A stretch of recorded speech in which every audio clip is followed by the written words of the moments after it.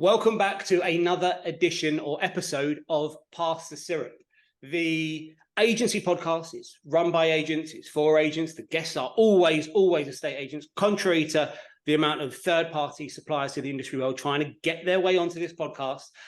We are here to talk agency. We are here to spread a little syrup on all the waffle that floats around the world of estate agency.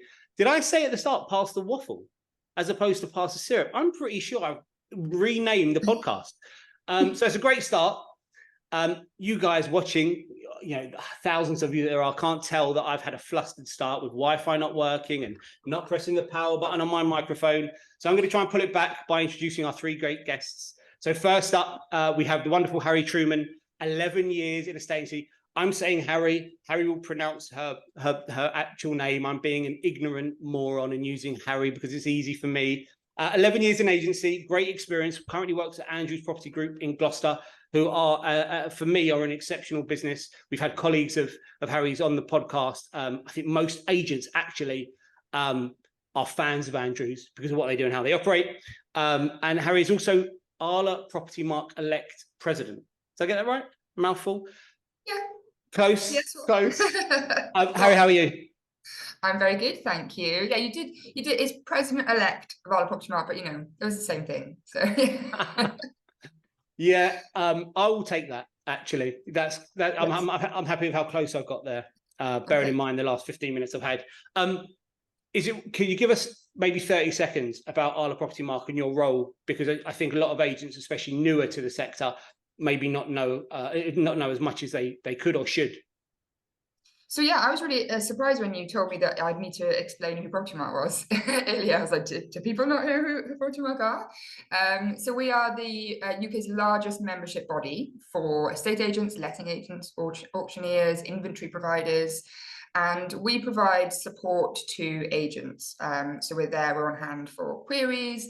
We're on hand we've got a really great community that we're building on social media. We provide education. There's lots of training courses. There's webinars every week. So we are the largest independent body for agents. In order to be a member, you have to self-regulate, take exams that at the moment without ROPA, we're not mandated to do. So we know that it's all great quality agents that are Property Mark members. So yeah, if you don't know who Property Mark is and you're an agent, then I'm surprised. Well, I'll tell you the reason why I say that is because I think there's a real cross-section of agent profile. And so you've got agency owners and senior agency leaders that definitely know about Property Mark. Then you've got this massive swathe of agents that have joined the industry in the last few years. And I'm not talking about necessarily self-employed, but certainly in our geography, you get sort of early entrants into the estate agency world, and they enter maybe an independent or maybe a larger corporate, and they don't have as much interaction with what's going on in the wider estate agency world. And so what I've found, which is really, really positive, and I'm really, really happy about, is that demographic are watching the podcast. Which is great because it's intended to be sort of lighthearted but educational. So I think it's good to continually expose them to the things that probably their senior leadership team could maybe be doing a slightly better job of informing them on. Yeah, I'd agree. I started my life in corporate agency, and I was always to get to be an Arla member was sort of aspirational for me. It was sort of like, you will be able to do this when you're a manager one day, because not everyone was given the opportunity to be Arla members. Even I did my exams, and then I wasn't allowed to be a member. I had to pay for myself in the end. Really? I actually had to get my dad to sub me some of the money because I think I was only on about 12 grand a year at the time. So I think for me, joining the agency world when I did, it was seen as an aspirational thing to become a member, which we should probably move away from. If people want to be members, we should all be given the opportunity. Yeah. I mean, you're right. I guess the major thing is around possibly the disconnect between people entering the industry world and those that are already in it. And so the amount of information and knowledge that needs to be shared of anyone joining the industry, there's so much that I would imagine I'm trying to get all my processes and my systems into my new team and make sure they know how to do their job and compliance and actually the sales skills and the soft stuff that we don't really talk about that much, that I wonder if Arla Property Mark gets parked and we pick that up when people are a bit more experienced and they're career agents. And now I want to have that conversation with you. But yeah, I think, the more we can have that conversation, and the more we can educate in all areas of estate agency, I think is a good thing. So for sure. Neil, over to you. Mr. Baldock, the handsome one of the brothers, the one that everyone likes and wants in the room. That's what we like to hear. Well, yeah, I mean, obviously I'm just doing my usual flirting. As it happens, your brother was on the first ever episode of this podcast, parachuted in 45 minutes before we meant to go live, because our first ever episode, someone had to pull out. But back to you, Neil, 12 years at agency, Charles David Casson in Chelmsford, great business. Seems like you're forever buying up lettings portfolios at the moment on your massive world domination expansion plan, which is great. We know each other mainly from the monthly dinner that you and your brother set up, which is brilliant. Estate agency directors dinner once a month in London, which is good fun. But also you're a part of Finding Country, which is what I'm a part of. You've got the HMO network, which is I think a brilliant idea for people that work in the HMO world. Bring them together, because it's have a small, oh, there it is, hey Rumi, small HMO business. That is a very lonely place. And is seen as the area that people don't want to talk about too much. And now you've got the Baldock Brothers coaching business. Bloody hell, I've done an entire podcast just talking about what you got going on. Apart from being extraordinarily busy, how are you, mate? I'm very well, thank you very much, mate. Yeah, and thank you for having me on. Funnily enough, Matt did text me last night when I told him I was coming on this, and he said I have to ask you to let him have another go because of the short notice he got last time. And he didn't fulfill his potential. He's yeah, I mean, and he's falling into the other category, because you're the straight talking brave brother, and Matt's the coward who uses his brother to ask if he can come back on again. If he wants, Matt, if you want to get on, mate, just text me. Just ask. But good value, Baldock Brothers, brilliant estate agents, and fantastic people in terms of helping the estate agency world. So really great to have you on, mate. And finally, Sharron Kaur from Leeds. We just discovered, or I discovered just a little while ago, that Sharon's experience means she's been working with someone that I regard as quite a good friend of mine. I described him. Hopefully he's going to see this as a cynical, miserable git, a little bit like me. And that's meant to be a compliment, not because he's like me, just because cynicism and miserable is, it means he's authentic, and, you're not allowed to be authentic anymore. But Sharon set up her own business, Golden Acre Estates, 18 months ago. Sharon, lovely to have you on. How are you finding time to come do a podcast when you started a business 18 months ago? Firstly, thanks for having me on. And you make time, as most people know, when you start a business, you just spin all the plates and you crack on and you get on with it. What comes your way, you got to take it as it comes, and that's the top and bottom of it. That is the top and bottom of it. Said like a true Yorkshire lass. I've just realised I didn't say who my cynical miserable mate was. Mark Manning, I'll send you this clip. Obviously, I'm talking about you. I forgot to actually name check you. So look, guys, great to have you on. Let's kick off straight away. We're going to go over to Sam Offley of Agents Together, the Agents Together charity, which is a mentor-mentee charity. Brilliant initiative. Been going for the last few years. Everyone on this podcast is aware of it or a part of it.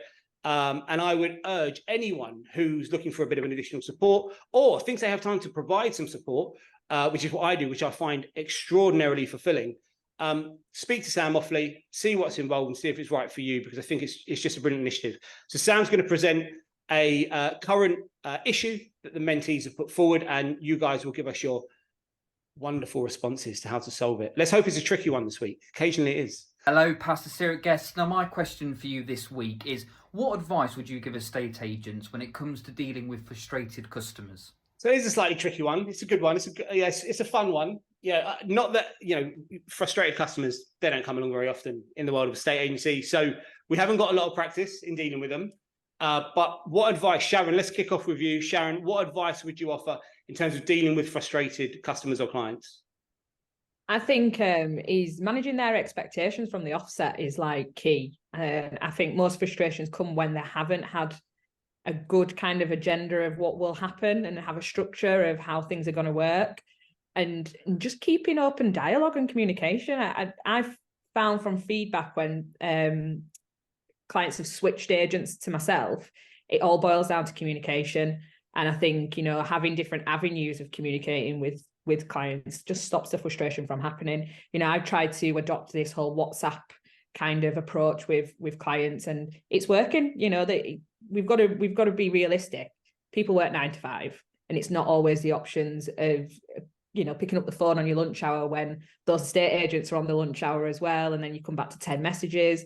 But a quick update, quick communication, and letting them know what's happening, I would definitely say stops all the frustrations from kind of blowing up into something bigger than it needs to be. Yeah, great advice. Completely 100% agree that I think setting your stall out early, but making yourself as open in terms of communication, lines of communication, and frequency of communication. We found that in our own business, that normally the issue is not an issue, it's that the issue hasn't been communicated and it turns into an issue. So great advice. Neil, what have you got for us? Yeah, I think, well, first of all, just stay calm and, really want to find out why are they frustrated? Why, because people get frustrated for a variety of reasons. I agree with what Sharon's saying. Communication is key in everything we do, really, isn't it? But, actually, sometimes you've got to dig in and find what's the root of the problem, because it might be that they're not actually frustrated with you. It's just they're taking out their frustration on you because, the car's just broken down 5 minutes before, or the kids have just gone mental, or whatever else is going on in their lives. They've just lost their job. There's just so much that can be going on in people's lives. And I'm never afraid to ask that question, actually, and just ask people, like, are you okay? If someone's really, really frustrated or going nuts down the phone at you, it's okay to just ask them, are you okay? Like, what's up? Is there anything else? Is there anything else going on here? Neil, you've got quite unique experience, I think, for estate agency world, which I think actually at this moment, it fits perfectly. This is not a setup. This is a complete fluke. But maybe you could tell everyone what you used to do before you entered the world of estate agency, which allowed you to deal with a lot of frustrated customers, I'm sure, and why you're probably an expert in this area. Because actually, there's lots of frustration in the world of estate agency, and dealing with it and staying calm is an art form. What did you used to do, Neil? Yeah, I was actually an estate agent when I came out of school. So I've been around the industry for a lot longer than like the 12 years I've had this business. But I took a break and I was a doorman, like a nightclub doorman, for 4 or 5 years. And then I was a police officer for 6 years. So, frustrated people, horrible people, disgusting people sometimes. No, stop talking about estate agency. Let's talk about your previous career. Yeah, I'm going to contact you, Neil, next time I have a frustrated client. I'm like, Neil, can you just give them a call for me? You've got all the calm skills. Yeah. I guess I do. I've seen a lot of different things, I guess, which translate. I find like estate agency skills are actually very similar to police officers' skills. You've got to be resilient. You've got to be sympathetic, empathetic, problem solving, kind, caring. So actually, estate agents have all those kind of skills because we need to do that just in a different way to dealing with people out on the street. Yeah, I mean, I make a lot of notes while we go through this. So the word I wrote down is caring. You can't quite see it, but I think if you care about the person you're dealing with and the problem they're dealing with, you're much more likely to find a solution. And I think in every, it does come down to great communication, empathetic communication. But yeah, I think you're absolutely spot on with if you care, if you're caring enough, you'll find a way to help them move forward. Harry, anything to add? Yeah, so I used to deal with complaints on quite a large scale level when I was in corporate a couple of years ago, and I used to train teams as well on how to deal with complaints in lettings specifically. And there's sort of 3 key points here I'd like to make. One is you need to figure out a little bit like what Neil said, what actually is the problem here. And I used to say to my teams, we used to classify it in terms of beef for some reason. So it'd be like, what is their beef? What are they really cross about here? And I'd sit there with my teams and I'd be like, right, have we got a Chateaubriand today? Like, is this a real big one? Or we've just got a little minute steak here? Like, what is the beef? What is the problem? Let's find it out. Because sometimes they might send in these really long emails where they tell you their life story, but it'll normally boil down to maybe 2 or 3 key points. The second thing is speed. So most estate agency businesses will have set sort of guidelines in terms of how quickly they need to respond to a complaint, normally about 15 days. But from my perspective, if I've got an issue, as a consumer myself, I've got an issue, I want that sorted as quickly as possible. I don't want to have to wait 15 days for an investigation. So although we might have a maximum we want to try and resolve that as quickly as we can. So jump on it straight away, get it resolved straight away.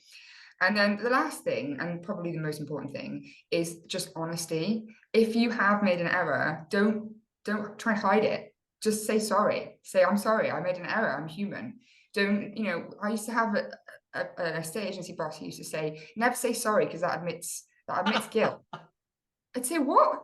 I say sorry for things all the time. It has nothing to do with me. Sometimes someone, all they want is a sorry. They just want to, I'm really sorry. Yeah, I didn't mean to do that. It was an error. This is how I'm going to fix it. And this is how I'm going to stop it happening again. So definitely honesty. I hate when people try and hide things, when they try and cover things up. If you've made an error, just learn from it. Don't do it again. Say sorry. That's my three. On the sorry, the only thing worse for me than not getting a sorry when you're due one, or you should be giving one, is saying, sorry you feel that way. Oh, yeah. Oh, I just want to, in my eye, that is so awful. You're actually apologizing for the way I feel about a situation. That's insane. Yeah. But you've just raised a really good point. I can't believe in 20 years of estate agency, I've never given any consideration to. But you're right. The SLA on a response to a complaint, you're right, is around about 2 weeks. And actually, in most industries, there's that sort of time frame. That's insane, actually. You're absolutely right. I mean, I appreciate there needs to be some sort of stopgap, and there needs to be, you've got your worst case scenario that a complaint comes in, you've got people away, you don't have the time to deal with it. But actually, you're absolutely right that 2 weeks to deal with an issue that the consumer's got today is extraordinary. Yeah, that is a really great point. If you think as a consumer, you're sitting at home and you're waiting, if someone, and I've seen it, people leave it right to the last minute. Yeah. Sometimes they go over the deadline, they have to extend it. And if you're sitting at home and you're getting crosser and crosser, and you're feeling less and less cared about because you've put in this big complaint and nobody's even bothered to respond, it's just going to make it worse. It's just going to make it even harder to get some sort of resolution at the end. So I always just jump on them straight away. Always make sure you're on them straight away and you're communicating. Yeah, I mean, honestly, that's such a powerful point. I'm gonna, well, actually, after this, I've got a load of other stuff to do. But at some point in the next month, I'm going to rewrite our SLAs, because there's no reason why. I mean, we're a low volume sales business. There's not a lot of negativity or complaints to deal with, but things shouldn't take 2 weeks. I mean, it just sets a tone. If you've got a document that says it takes 2 weeks to deal with an issue, then that's how you're delivering your service level, whether you actually initiate it very often or not. That's really powerful. Okay, great points. Thank you so much, guys. Let's get into one of the trending subject of last week, actually, but we're picking it up this week. So it's very rare that I do this. I printed this off because I want to get specific on a few things. We're going to talk about pressurized selling. So I don't really like to name check businesses because I think it's a little bit unfair, but they've been named in the trade press a lot recently. Connell's had a bit of an issue with a complaint they received. I don't want to talk about Connell's. I want to talk about pressurized selling, what it is. It got huge interactions on the trade press. People were all over this story, whether they want to shoot down big businesses or have experienced it themselves. So National Trading Standards have given a bit of an overview in light of this being presented. So naturally, they say they cannot comment on the individual story, but really, really quickly, as the regulator of estate agency work in the UK, National Trading Standard works with local authorities and other regulators and organisations to enforce the provisions of the Estate Agencies Act. The Act requires agents to pass on offers from prospective purchasers promptly and in writing to their clients, except for offers that clients say they do not want to receive. And agents must not discriminate against a prospective purchaser on the grounds that they will not be or unlikely to be accepting connected services from an agent. So connected services from an agent. We're talking about, for those that are not 100% sure, we're talking about maybe an in-house FS team, some sort of connected mortgage business, mortgage provider business, finance provider business. We're talking about the same for solicitors, not necessarily in-house, but a connected business. Maybe there's some sort of referral fees for either of those, some sort of referral commission. Or in the bigger businesses, they do have their own sub-businesses that work alongside. So really specifically, I'm going to read the email that was sent that hit the trade press. And it was an email from a manager of a branch to someone who it looks like has had their offer accepted. They've changed the terms of their offer very brief. Well, it will become clear. Let me read this out first. So I was away from the office yesterday afternoon. The offer was originally submitted to the solicitors along with all other offers, and your offer was chosen based on the fact that you were using our in-house mortgage services, and we would be able to chase the sale progressively to a swift conclusion. The solicitors are in favour of this. As the circumstances are now changing, we will have to resubmit the offer along with all other offers again and refer back to you as soon as we have a decision. So what it sounds like is this particular manager has come back and discovered that the prospective purchaser has changed who they're going to use for their mortgage arrangements. So who, maybe a different mortgage advisor or consultant. This got a lot of heat on the trade press, that this was completely unacceptable. There were very few views that said that this particular manager was acting appropriately. I'm going to throw this out. Neil, I'm going to come to you first. What are your thoughts on this? It's just, I mean, it's sad that it's still going on, really, isn't it? Because I think it's probably one of the most old school estate agency tactics out there, in order to, increase your revenue through financial services and conveyancing income. I don't. Pressure selling is not acceptable. I don't think there's any way, shape, or form you can say pressure selling is acceptable. And also, I think the thing is, we don't really, in this industry, we don't really have to sell stuff. You just, I call it like help people to buy. If you listen to them properly and find out what their problems, their challenges are, etc., then you find the solution to their problem, and so you're helping them to get what they want, not really selling them stuff. The only flip side I will say, and I don't mean it's acceptable in any way, shape, or form, but maybe there could be circumstances sometimes where it is actually beneficial to the seller that someone is using all of their products because they can control it and because they can move things forward quickly, etc., etc. So I think you've got to take a balanced view on it, but the whole, you must accept. We're only going to accept your offer. Or, we're only going to put your offer forward. I mean, that's illegal. You have to put every offer forward, whether you like it or not, don't you? So, I don't. It's not acceptable. And I think this, although trying to give a balanced view, I don't think there's many circumstances where the balance probably comes into play. So, okay. So in this instance, based on this email, would you describe that? Would you classify this as pressure selling? I mean, it's hard to know because essentially he's confirming. It's hard. We're not party to the conversation, are we? Yeah. So that personally, that individual is a little bit silly and naive to have put that in writing and said to somebody, "This is why we've done something." It may be that their vendor said to them that sounds really great. You're going to have control of everything. It's literally your in-house lawyers, your in-house FS, whatever. We know things are going to be moved forward quickly. Their vendor may have liked the sound of that, and they may have chosen them because of that. But that agent's put himself in the position of looking like, well, I've just pressure sold someone this. But then again, it could be the case that he has pressure sold them that, and it's nothing to do with the vendor liking it. So I think it's the thing is with stuff in the press as well, Ben. I've got a real bugbear with press stuff because, again, it comes from my police days, and too long for this, but I'll tell you over a beer sometime, because I actually got suspended in my first 6 months of being in the police, and it was on the national TV and everything. So one thing I have learned is there is always two sides to every story, and you need an all-round view to make a conclusion on it. Yeah, I completely agree. And you know what?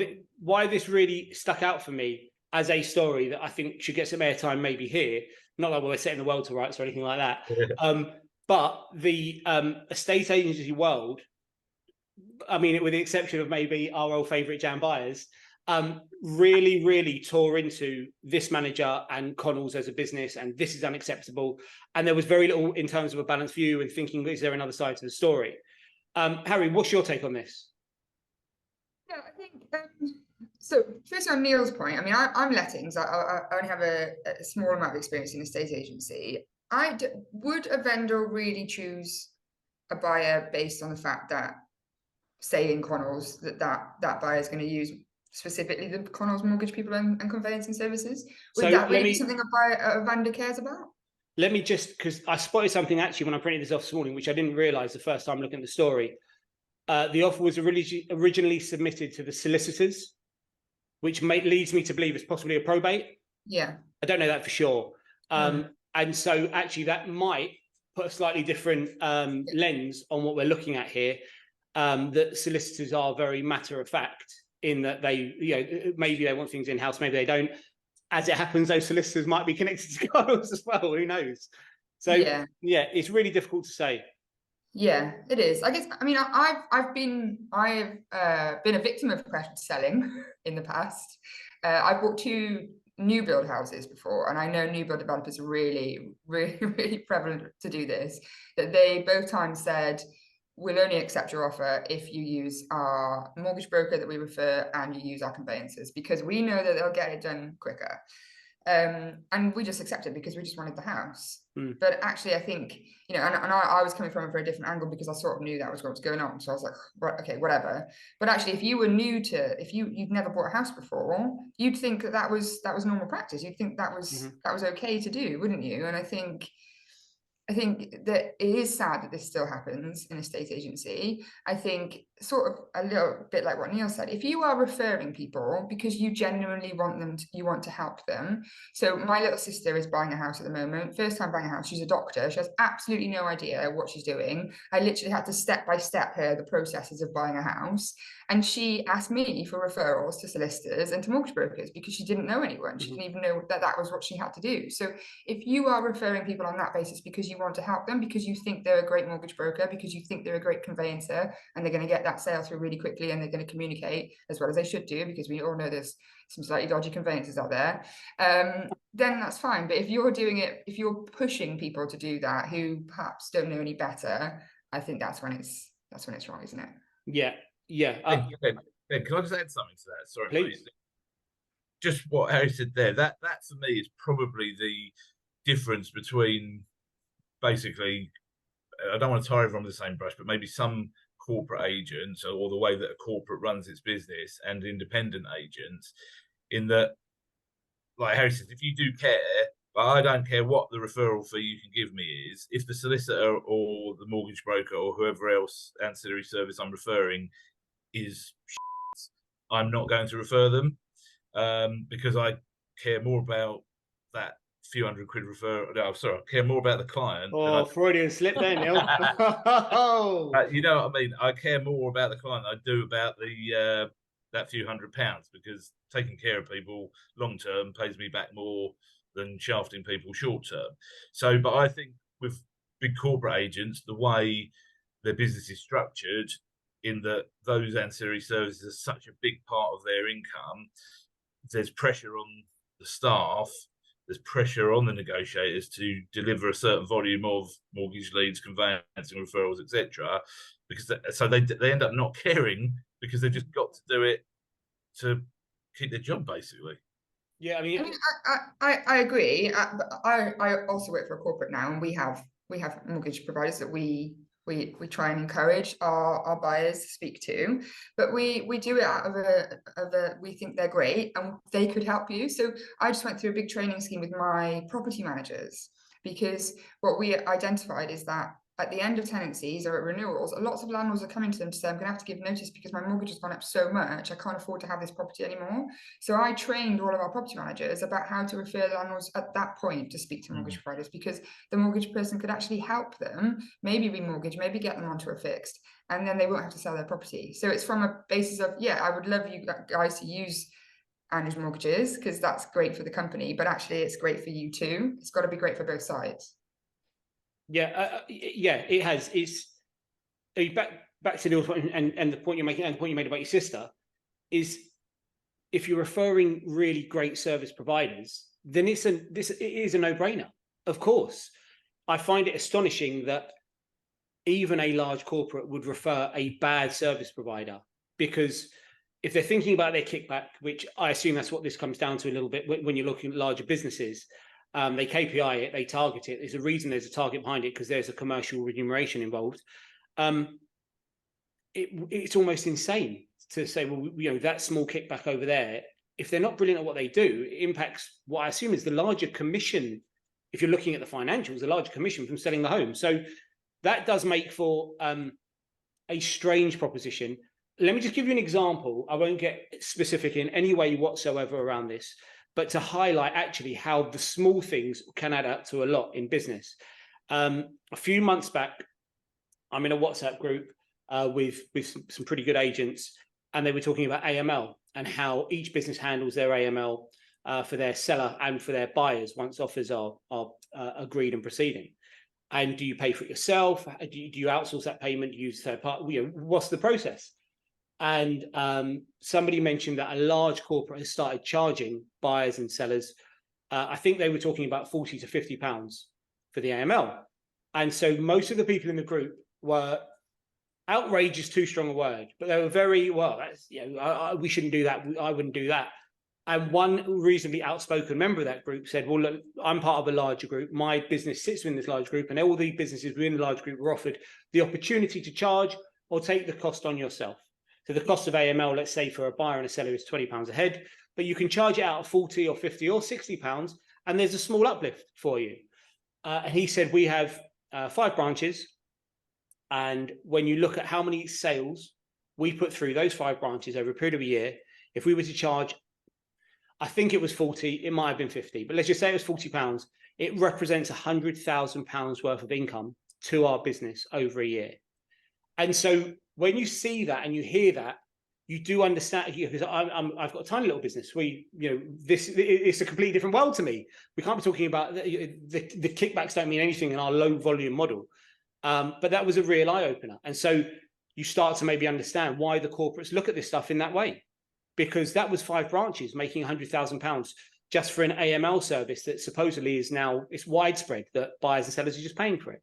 So imagine if you've got 100 branches, you know, we're talking about huge amounts of money. So not to, I'm careful how I phrase this here. Things need to be done for the right reasons, but I do also understand why a corporate might set those targets and set those goals around ancillary services. Sharon, let me ask you the question in a slightly different way. This particular email, it states that in essence, the prospective buyer's offer has changed because you're using a different service provider. The collective view has been sort of, well, yeah, you're doing that because you want them to use your service. The offer itself hasn't changed. If something else in the offer had changed, I don't know, for instance, they quoted they were going to pay a 20% deposit and now they're going to use 10%, or they were cash from sale and now they actually need a mortgage. Does that sit in a different area? Does that, in terms of qualification, would it be fair to re-qualify that and put that offer forward with the other offers? What do you think? If it was going from a cash sale to then a mortgage, yes, because I think traditionally cash sales, people think, yeah, it's going to go through quicker. They might not look at getting, the home buyer's report, etc. Whereas mortgage, it's that slightly longer process of a step as opposed to just, getting it through and done with. Then yeah, I probably would resubmit it because that's a big change in the circumstances of the offer. Whereas changing a solicitor, I don't agree with it at all. I think pressurized selling is not the way forward. I think, estate agents have to work together. Like if we work together, we'll be able to progress more sales, be able to do more for the clients and make it a bit more of an open dialogue. But reality is it doesn't happen. I mean, I had it recently where a client was going to come on the market with me, but she'd seen a property with another agent, and that agent had actually said, if you don't come on with us, you won't get the property. And I was just absolutely astounded by it. I was like, I cannot believe this still happens, that people are still pushing in that direction. It's such a good point, because I would imagine that's the most common pressurized selling in the industry, actually. And we haven't talked about that at all. That's such a good point. I think our business interacts with something like that at least every couple of weeks, still going on, yeah. It is crazy that it still happens on that level. Like you think actually, estate agency isn't like a massive industry if you really get down to it. Most people know each other somehow, especially in your local areas. You know who the valuer is going to be or who the sales negotiators are that are working there. So you think, actually, why don't we just build a relationship up and stop the pressurized selling and, let's do what's right for the clients? Because ultimately the point is to get their house sold at the best price possible so that they can go on to do what they need to do and find their properties. I'm not going to say to someone, you have to use my mortgage broker or you have to use my in-house solicitor, otherwise you'll never get this property. I just think it's absolutely outrageous that it still happens. And I think it's great it's in the press, because I think people forget stuff sometimes. It goes under the radar and everybody just thinks, yeah, it's normal in our industry to just carry on and just deal with it. Whereas actually, no, it needs to be talked about and it needs to be highlighted. And estate agents as a collective, we all need to just understand that it needs to stop, which I think there is obviously a handful, as you can see, that, you know, we're sat here chatting about it and I think we're all on the same page, but there's obviously still people out there that do it, which is just dumbfound, really. Yeah, I mean, it's like turning, well, it's like turning an ocean liner, isn't it? It takes time to change culturally how people behave. Let me ask you this: do you have any conveyancers, solicitors on your blacklist? Yeah. Go on, Neil. Go on, Neil. Oh, did you put your hand up? No, what am I doing? No, I was just thinking. I mean, there are, not that you would then try and pressure someone into using your own solicitor, but yeah, we have told, or we have advised vendors before that we would strongly recommend that you know, we don't go with this buyer, or we ask the buyer to change. Basically, you know, if we know they're using a solicitor that is going to be terrible and is going to cause problems, because based on their track record, they've caused multiple problems in the past, we will tell our client that, because we'd actually be doing our own client, the vendor, a disservice if we didn't advise them of that. So I think in those circumstances, that's the correct advice, not then to go on and pressure someone into using your own solicitor. But I think you've got to give your own client the right advice. And the other thing I was just also thinking was, the problem we've got, it does need to be in the press and stuff like that, because the public, we're in quite a unique industry where what people are buying off of us, like, they will just accept the bad practice because they want that house.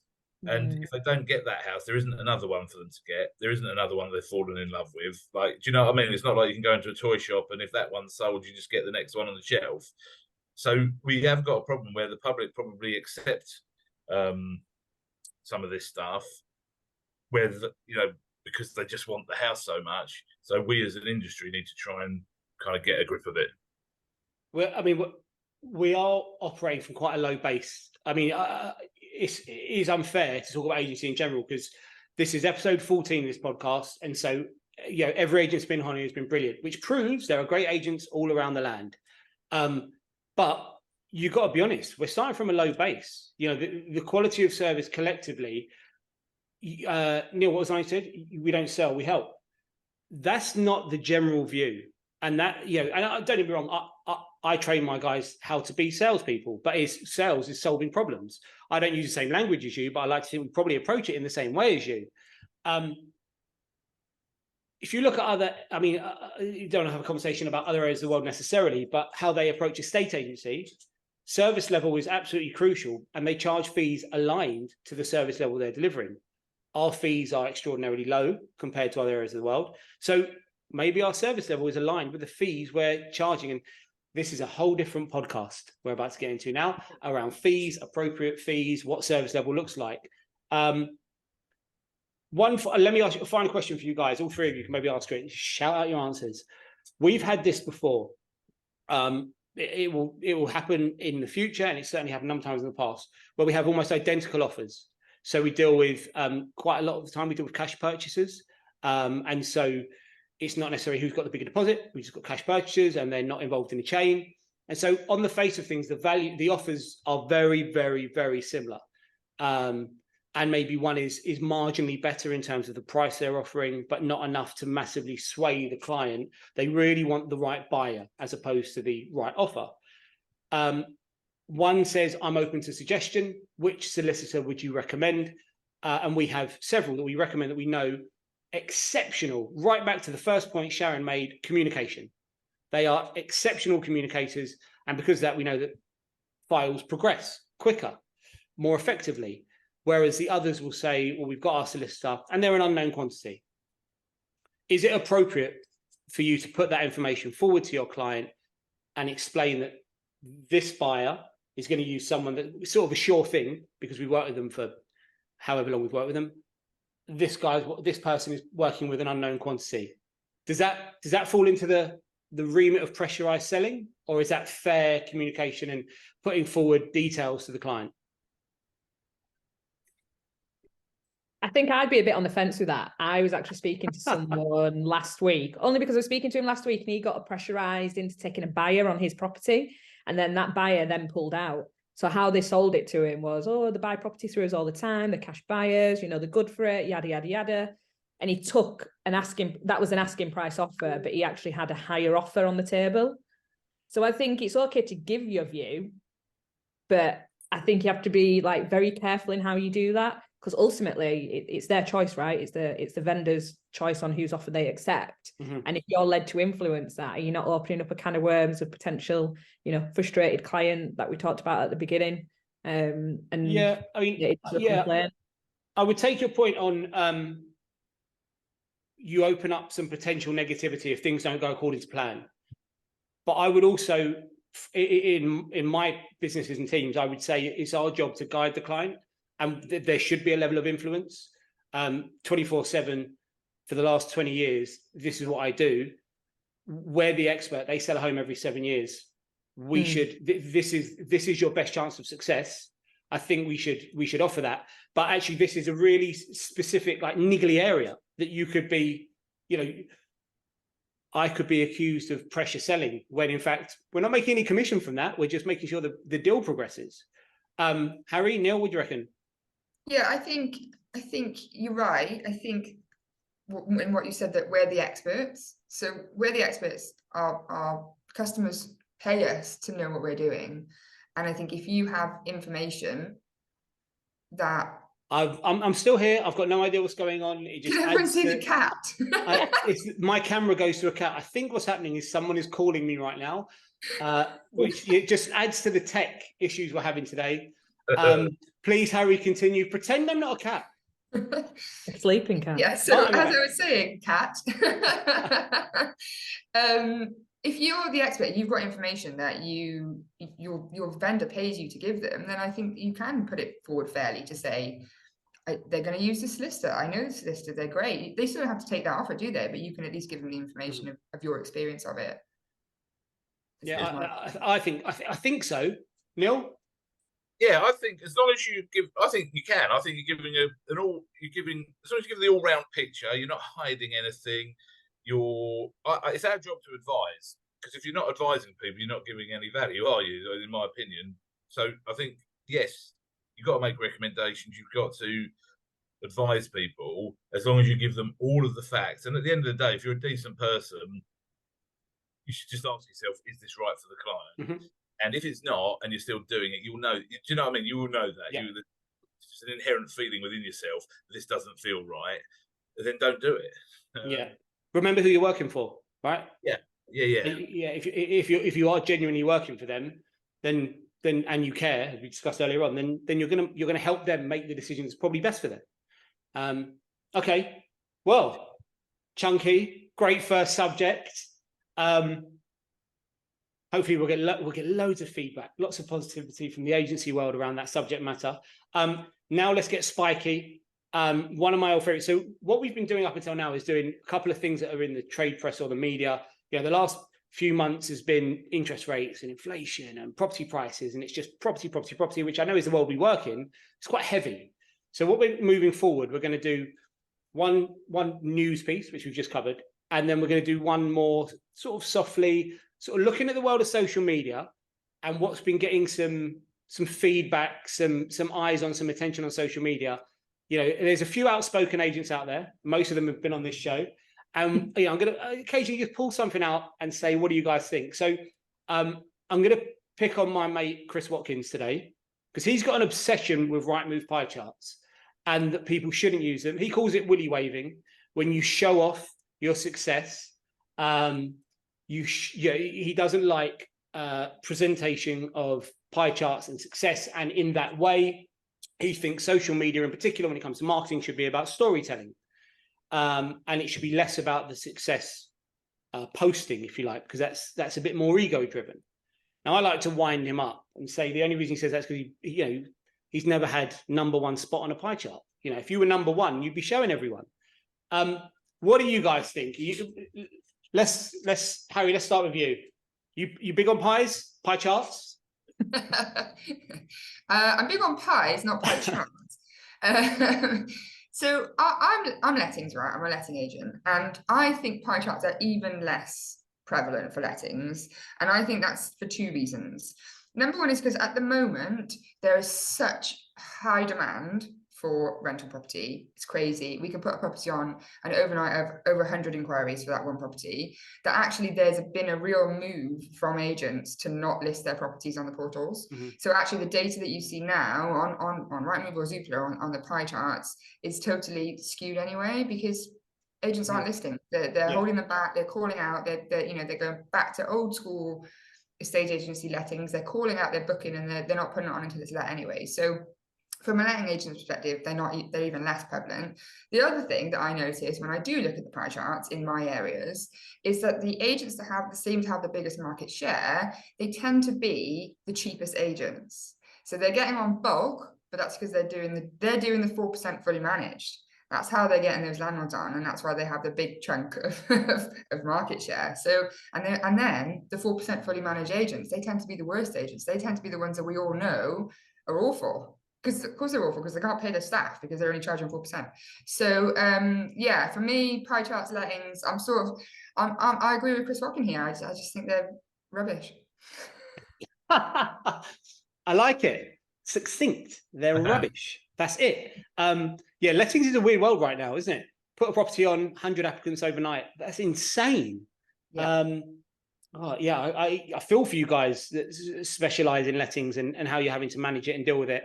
But your point about the data being off, actually lettings or sales, you can always manipulate data, right? And people, I see occasionally the Rightmove tab with the 4 figure numbers at the top, sort of your number one market share, number one for sale, whatever it might be.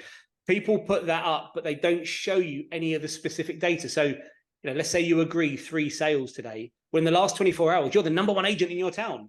And people put that up, but they're just playing with the data. Yeah, or they just put one postcode, literally one entire postcode. Wow, that is, damn. I used to think I know all the tricks. I never give consideration to a full postcode. That is, wow, we're going to be doing a lot of posting number ones. Sharon, what do you reckon? Well, pie charts hurt my eyes. It makes me think of GCSE maths for a start.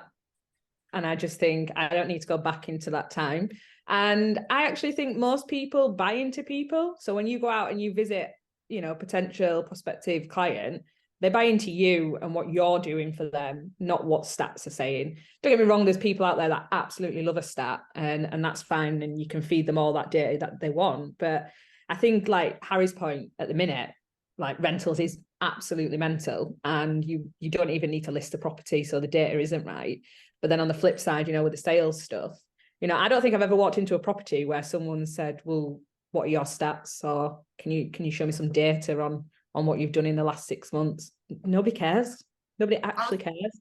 I was going to say this. So me and my husband are both agents, and sometimes we'll go to our family's houses. We'll be sitting around the table eating and talking, and we'll talk about stuff like this. And they're like, what are you on about? What are you on about market share? What are you on about pie charts? Like, honestly, people outside of this industry, they don't know. They don't know anything about it. So it's just useless. It's just for us, like Chris Watkin says, it's just willy waving to fellow agents.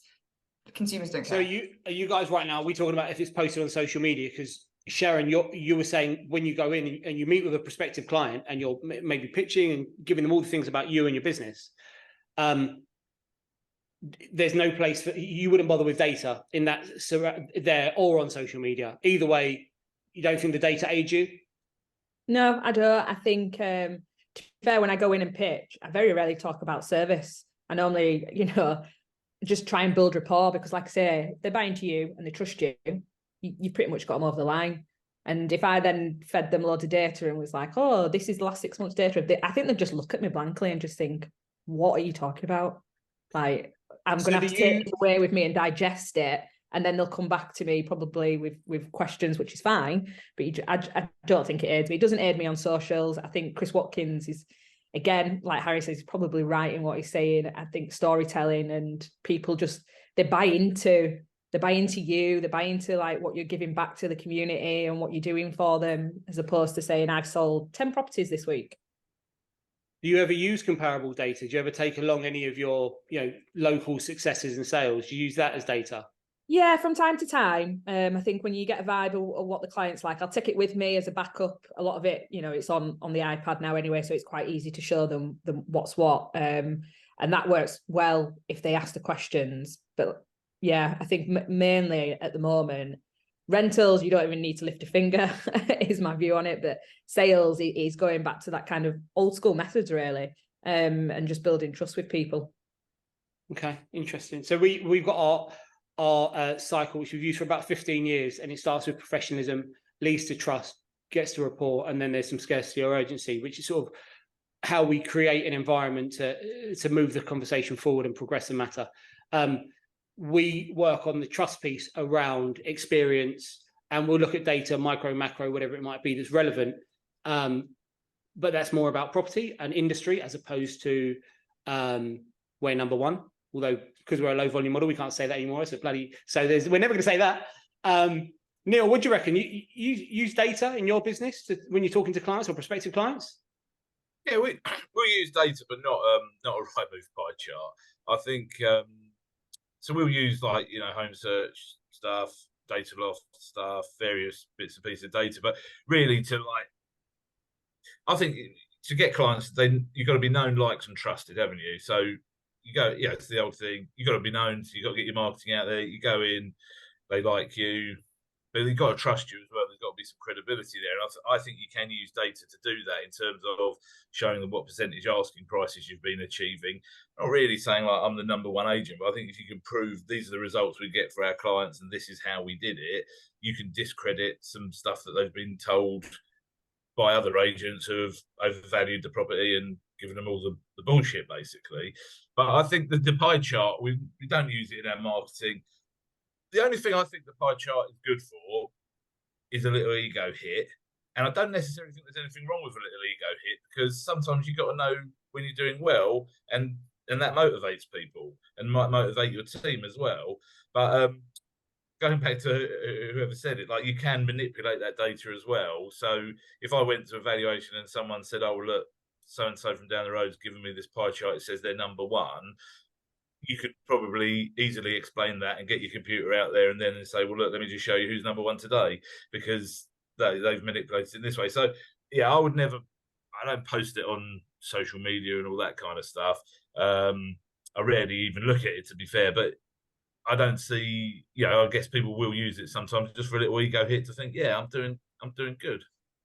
Yeah, I like that you've mentioned ego hit, because there's a strange sort of change in culture where you're not allowed to post your successes. There's a lot of negativity. It's regarded as showing off. When I think of social media, though, if you go back, I don't know, 5 years, social media was where you went to show off about your kids and your football team and your whatever it might be. It was a platform for showing off things in your life that you were a little bit proud of. And I think what it's now become, I think social media is much more prevalent in terms of professional and marketing and how we may use it in business. And I think it's okay to do a little bit of that. Look, I'm proud of this. Look at this. It doesn't, don't get me wrong. I hold my hands up. Maybe there's a little bit of clickbait here. I find it hilarious that someone would actually put up a Rightmove pie chart. That is just it's just a crap graphic. It just doesn't look good. There's nothing good about this. True story. Massive corporate, really, really well known on the high street. I could throw a tennis ball and hit them from the window. And now, about a year ago, they had a pie chart as a window card. True story. I sent it to Chris and was like, "Can you believe this? Am I really looking at this?" Because without any context, they were. I assume they were number one. Actually, let's just assume they were number one for a particular metric. As Harry pointed out, the consumer has no idea what they're looking at. This means nothing to them. There's not enough context. There's not enough, without a story behind it. In our old business, we were number one for market share, number one for sales. We won all the conversion metrics because we were worked in a town where there wasn't a lot of competition. We just sort of fell into it. That's just not me bragging. We had an exceptional team. We were a big business in a small town, and we used to use that data really, really effectively to help win business. we were able to justify, because our view was that we're pack animals and people follow the crowd. And we haven't got the best prices in the quickest time because of our data, but our data sort of helps justify that. And that's where we are, and that's what we are. And you're right, the team loved that, Neil. There's a bit of ego around that. There's a bit of pride that we work for a business that can say that. But it is hilarious to post a pie chart on social media. I think that is such an ugly graphic, if nothing else, to use.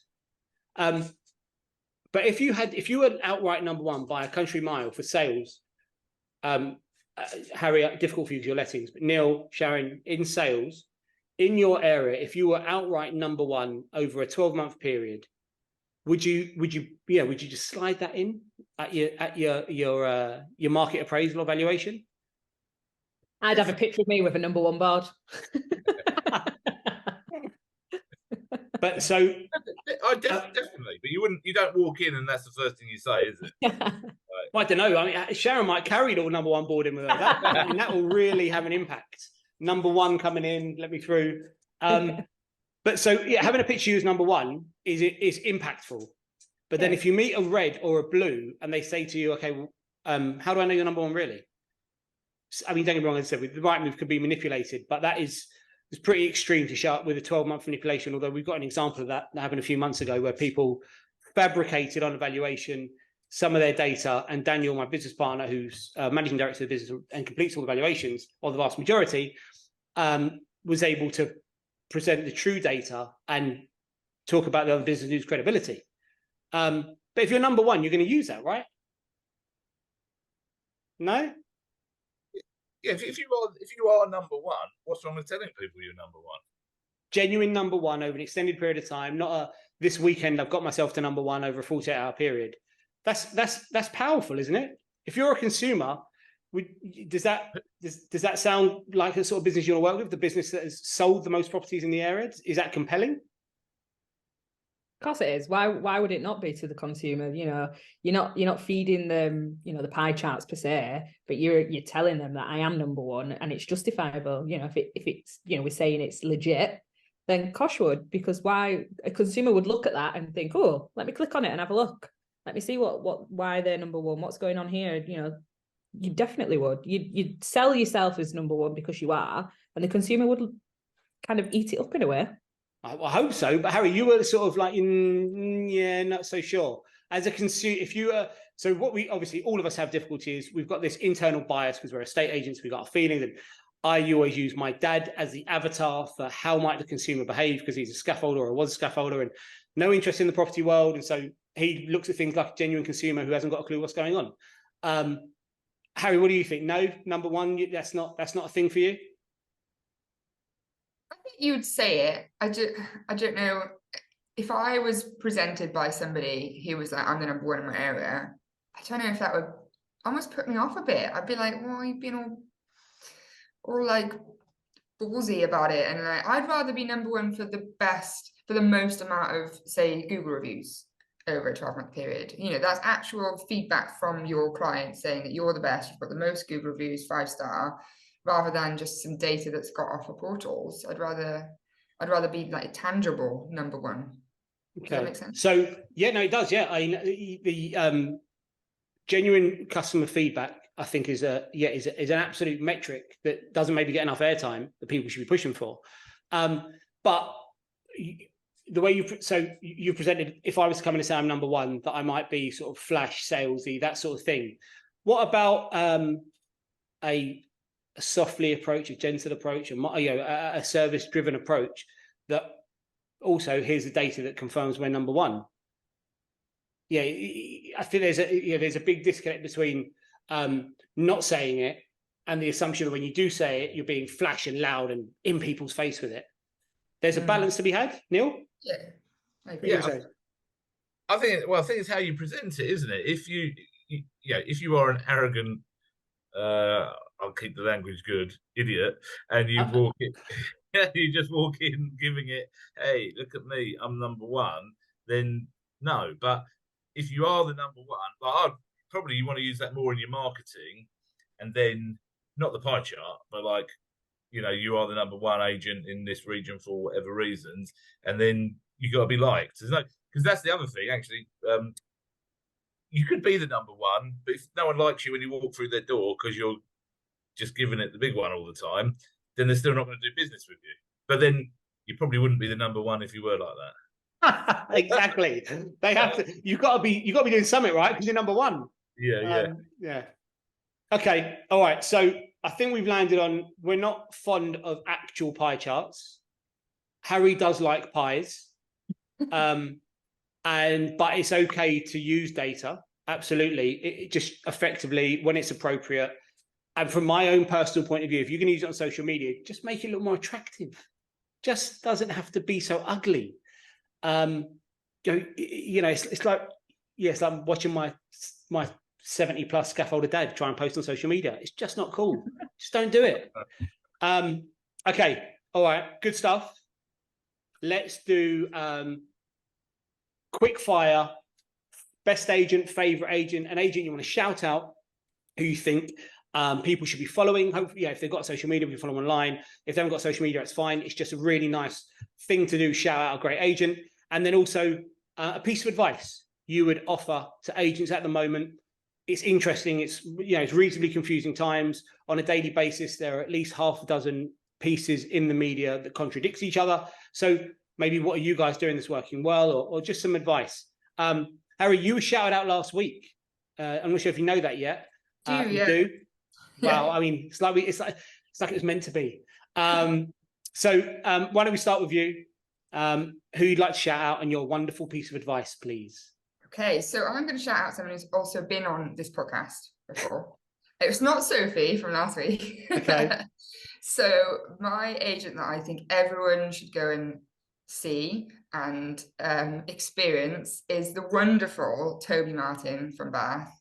He not only is a fantastic letting agent, and he really genuinely cares about his customers, really wants to do the right thing by them. He's so knowledgeable. He also does the best content that I've seen, and almost daily I sit there going, how does Toby have these ideas? Like, why can't I get to these ideas before he does? Because he puts the best stuff out there. And I think if a career in lettings is not for him, he could be a fantastic content maker for agency in the future one day, because he just does such imaginative content. Every day I see something from him and it's great. So if you don't already follow him on LinkedIn, then go and YouTube, I think, go and follow him because he's great. I completely agree. He's without being negative about the other guests, he's one of the best guests we've had. A little bit like Neil, he's got a past life, used to be a teacher, intelligent, smart, witty, brilliant content. He's so good, he's annoying. That's how good his content is. So yeah, that little clip there, so he's annoying, will definitely make the shorts. And what's your piece of advice for everyone? So my piece of advice, and I say this a lot to my teams, is to treat everyone as if they're your 90-year-old grandmother.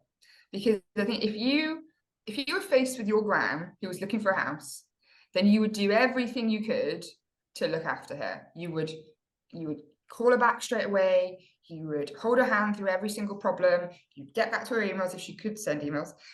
You would really look after her. And if we did more of that, if we looked after our clients in that careful way, then the image of a estate agency would improve. We wouldn't be seen as, we are in the poll they did about most trusted professions. We came out between journalists and politicians, which I think is ridiculous because we're in a service industry. We're actually there to help people.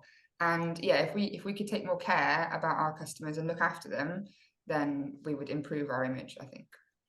Very nice. Yeah, completely agree. Take more care, improve our agency in image. I won't get into it right now, but is anyone watching the new show on Sunday evenings? Luxury, I can't remember what it's called. Did you? I haven't been watching it. Last night I was turning the TV off and I must have pressed my it flicked over and I caught the last 2 minutes. Get agents off TV. We should not be on TV. It was horrific. I won't get into it right now because it's your time, you guys, but awful, absolutely awful. Sharon, your agent and your great advice, please. So mine is Laura Parkinson, who I used to work with, and she still works in the industry. We just on different paths, and she's she's seen, she's worked as a sales negotiator and she's trending over to that kind of financial services side, and she's about to make some moves. And I think that she's going to be one person to watch as things start to change across the board.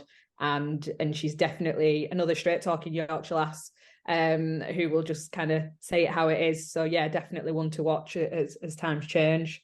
Wow, you've obviously you get content. She's about to make some moves. I'm about to hang up on you so I can go follow her right now. What are the moves? What's going on? You got me hooked. That is such a good hook. It's one of them, when you've worked in the sales industry and you see problems and you see things that would make people's lives easier in terms of your clients. It's the journey. The journey is going to be smoother, and she's definitely one to watch. I would definitely say that. So yeah, get out there and follow her and see where this heads. I'm interested. So as always, everyone's details will be below in the copy so they can find people really, really easily. What's your piece of advice, Sharon? I've got two pieces of advice. I've got one is, if you are new to the game, is definitely go check out our Agents Together. They're great. I've jumped on that, and I've got a great mentor that has come from that, who's made me really start thinking out of the box. And and he's a go-to when you work on your own. You need someone to kind of just pick up the phone to be like, I'm having a mental day. I don't understand why everything's falling apart. Or, on the flip side, when you're having a good day, to share the good news with. So I would definitely say, anybody who's thought about it, don't think about it, just go ahead, do it. It's probably the best thing I've done in the last year is reach out and connect with Ross from Not Deaton, who is amazing. But I think my main piece of advice is be consistent and be there. Consistency and being there, just it makes people realize that you're the face of it. You can build that trust through those avenues, and it just makes them a little bit more kind of warming into you more than anything. Yeah, completely agree. It's a message we talk about a lot here.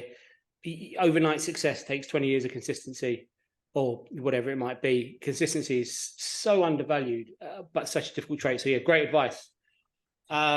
Big finish, Neil. Don't let us down here, mate. Who's your agent? What's your advice? Well, I really wanted to wind you up and say, there's these great guys called the Maddens, and I'm a real big fan of the best one of them, and his name's Daniel. But you were so kind to me at the start of Baldock that I'm not going to do that now. So I mean, look, I've got to give my brother a mention, haven't I? Because I've worked with him for a long time. He oozes estate agency, is what I say. But I'm a big fan of John Paul, systems and process guy, nice guy, tells it straight.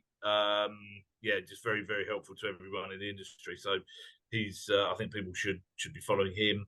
And my advice, it was going to use the word consistency, but I'm going to say, no matter what's going on, do the basics consistently well. Whatever's happening in the market, keep doing the basics, keep communicating with clients, keep prospecting every day, do the basics consistently well, and you can't go too far wrong. Completely agree. What a great finish. Big finish. You did not disappoint. Do the basics consistently well. Overlooked. Everyone, the glitz and the glamour, picking up that phone. That's where it happens. So guys, you've been brilliant. I don't know if I just froze there. My camera froze. Technical issues. How can we not end on a technical issue? Of course we're going to. You've been brilliant.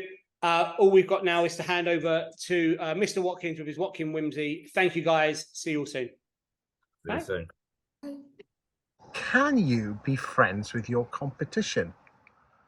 Well, if you actually talk to an awful lot of estate agents, they actually detest their competitors. But I actually think you can collaborate and be friends with them, because there's going to be some listings that you just simply aren't the best agent for, but then they might be able to give some back in return. I'm a huge believer in collaboration, and actually it's a win-win for everyone as opposed to a lose-lose. Estate agency is not a zero-sum game. So think about it. Build some relationships with your competitors, because you never know when you might need them.